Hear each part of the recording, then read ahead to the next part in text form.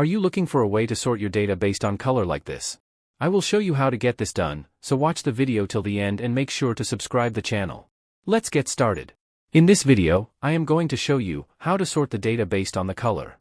Here in this sheet, I have a data with multiple colors. This data is colored based on the employee's sales performance, where green represents top performer, yellow means average performer, and red indicates respective employee's sale performance is low.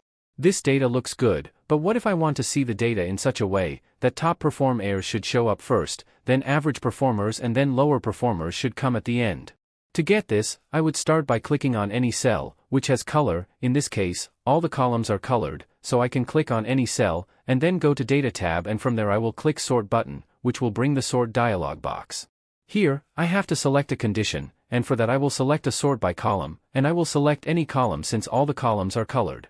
Then, do I need to sort by values or by text? No, usually, we sort the data by number or text, but here I want to sort by color, so I will select the cell color from the Sort On list. I will pick the sorting order from Order List. Here you will see that Excel has determined all the available colors from text we are using for the sorting and showing only those colors. Since I want to show top performers first, I will select green. If I hit OK, list will put green on top, but I want second color also to be yellow, and for that, I will click on Add Level button to add second condition. Here, it shows then by, that means, after sorting the data based on first row condition, what would be the second sorting condition? I will select Employee ID again, then cell color for Sort On, then in Order List, I will select yellow color, because I want yellow color to be second in my sorted list. Since we have only 3 colors, this should be enough for our sorting, but let me add third condition row as well. For that, I will click on Add Level, and then select Employee ID again, then cell color, and then for Order List, I will select red color, and in the last list, I will select on bottom, to inform Excel that I want red color to be in the last. Hit OK, and now your list is sorted.